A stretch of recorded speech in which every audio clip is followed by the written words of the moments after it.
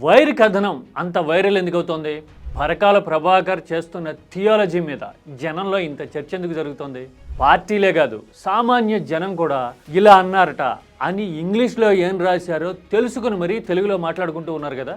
సహజంగా నేను ఇలాంటి టాపిక్ మీద ఇప్పుడు మళ్ళీ మాట్లాడాలి అని అనుకోలేదు, కానీ పదే కొందరు మిత్రులు నాకు పదే మెసేజ్ చేస్తున్నారు, మీరు ఎందుకు మాట్లాడాలి కదా అని. నేను పరకాల ప్రభాకర్ చెప్తున్న విషయాల మీద, థియాలజీ మీద అది తప్పా రైటా అనే దాని గురించి మాట్లాడిన, కానీ పరకాల చెప్తున్న డేటా మీద ప్రజల్లో వచ్చిన 2 రకాల అభిప్రాయాల గురించి నేను చర్చించాలనుకుంటున్నా. ఇది కొందరికి నచ్చచ్చు, కొందరికి నచ్చపోవచ్చు, కానీ ప్రాక్టికల్ రియాలిటీ ఏంటి, న్యూట్రల్ కళ్ళద్దాల నుంచి చూస్తే వాస్తవాలు ఎలా కనపడతాయి అనేది చెప్పడం వన్స్ ఫర్ ఆల్ ఈ వీడియో ఉద్దేశం. ఇదేమి 2024లో ఏం జరిగింది అని తవ్వి ఎత్తిపోసే ఆలోచన కాదు. ఒకవేళ 24లో జరిగిందని కొందరు నమ్మితే గనక 29 మీద ఆ ఇంపాక్ట్ ఎలా ఉండొచ్చు, పరిస్థితులు ఎలా మారొచ్చు అని చెప్పటం ఇక్కడ నా ఉద్దేశం. So don't miss this video till the end.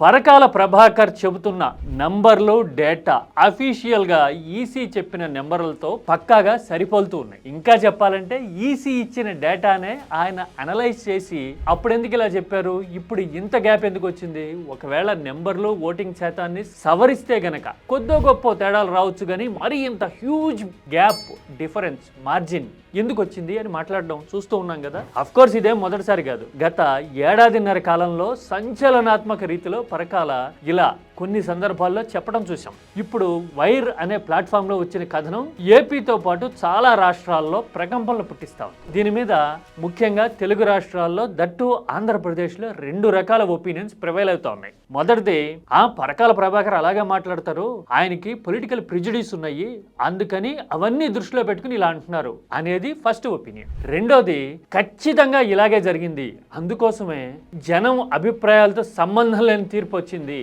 అని కొందరు చెప్తూ ఉన్నారు. వైసీపీ పార్టీ లాంటి భావజాలం ఉన్నవాళ్ళు దానికి సపోర్ట్ చేస్తూ ఉన్నారు. అసలు ఈ 2 ఆర్గ్యుమెంట్ల వెనుక వాస్తవాలంతా తెలుసుకుందాం. ముందు ఫస్ట్ ఆర్గ్యుమెంట్ ఏంటి, పరకాలకి పొలిటికల్ ప్రిజుడిస్ ఉన్నాయి అని మాట్లాడుతున్నారు. ఇలా మాట్లాడుతున్న వాళ్ళు, పరకాలని తప్పుపడుతున్న వాళ్ళు, ఖండిస్తున్న వాళ్ళు చాలా మంది ప్రో టీడీపీ ఇన్క్లనేషనో లేదంటే టీడీపీ వాళ్ళు నేరుగా అయి ఉంటారు. ఏంటి, పరకాలకి పొలిటికల్ ప్రిజుడిస్ ఉన్నాయా?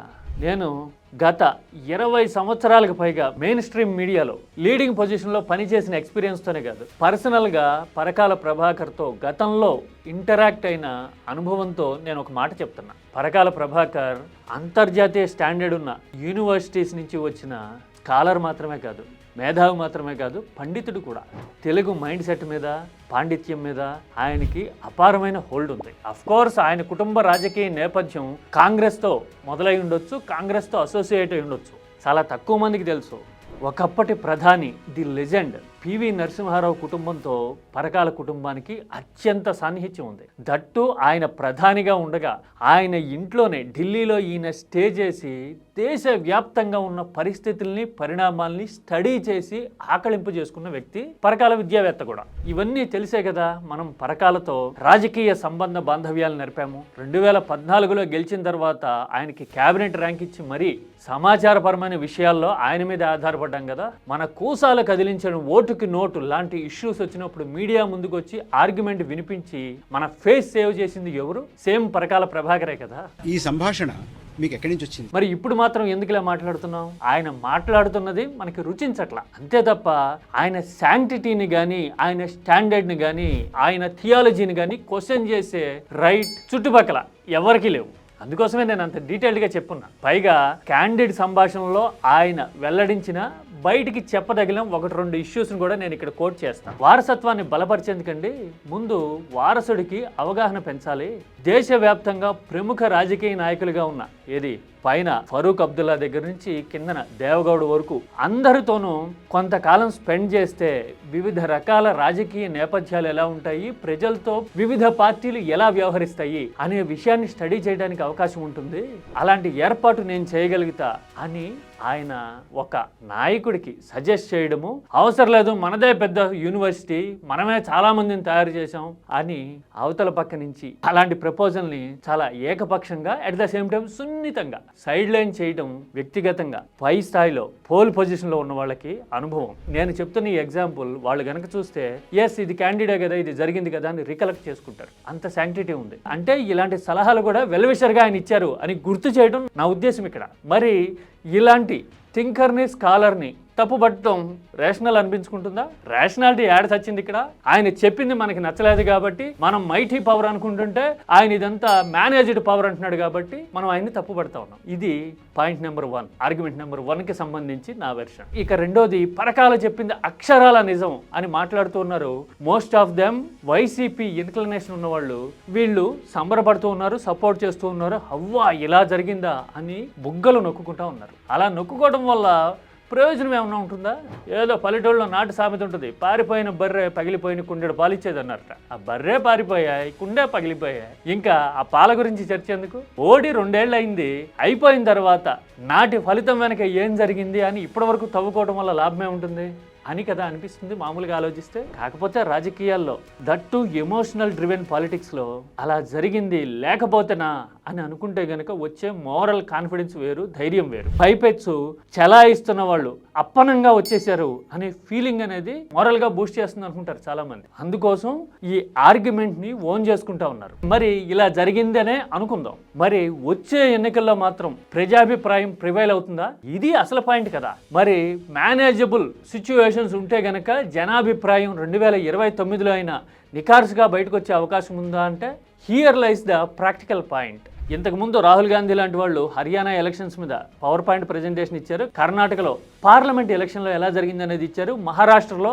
అసెంబ్లీ ఎలక్షన్లో ఎలా జరిగింది అనేది ఇచ్చారు. అలాగే మధ్యప్రదేశ్లో కూడా అసెంబ్లీ ఎలక్షన్లో ఇలాగే జరిగింది అని చెప్పడం చూసాం. ఈ రాష్ట్రాలన్నింటిలోనూ బీజేపీ అనేది నేరుగా కమాండబుల్ సిచ్యువేషన్లో ఉంది, పవర్లోకి వచ్చేంత స్టామినా కలిగి ఉంది. వేరాజ్ ఆంధ్రప్రదేశ్ లాంటి రాష్ట్రంలో లేదు కదా.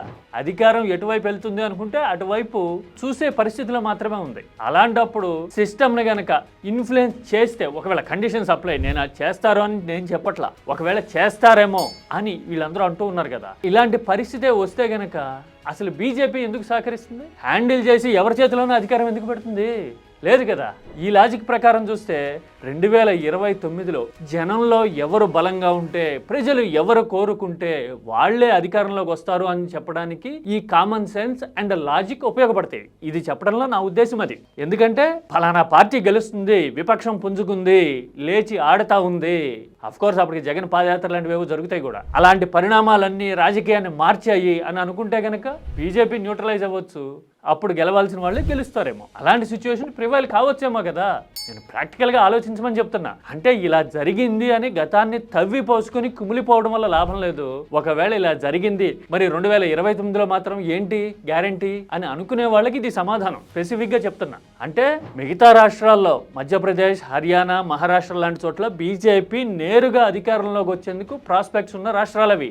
అందుకోసమని అభ్యంతరాలు చెప్పినా, దేశవ్యాప్తంగా పవర్ పాయింట్ ప్రెజెంటేషన్స్ ఇచ్చినా కానీ అటెన్షన్ వచ్చిందట్టు. కానీ వేరే సౌత్ ఇండియాలో దట్టు ఆంధ్రప్రదేశ్లో బీజేపీ అనేది పోల్ పొజిషన్లో లేనప్పుడు ఇలాంటివి పదే పదే రిపీట్ అవుతాయి అనుకోవడానికి ఆస్కారం లేదు. అందుకోసమే ఒకవేళ వచ్చే ఎన్నికల్లో జనం నిజంగా కోరుకుంటే, బలంగా నిలబడితే, పొలిటికల్ మొమెంటం షిఫ్ట్ అయితే ఆటోమేటిక్గా అదే ఒపీనియన్ రిఫ్లెక్ట్ అయ్యేందుకు అవకాశాలు ఉన్నాయి. అందుకని 2024లో ఏం జరిగిపోయింది అనేది భవిష్యత్తునైతే మార్చలేదు. కాకపోతే రాజకీయం నేను ముందే చెప్పినట్టు ఎమోషనల్ డ్రివెన్ కాబట్టి భావోద్వేగపరంగా మాట్లాడుకోవచ్చు.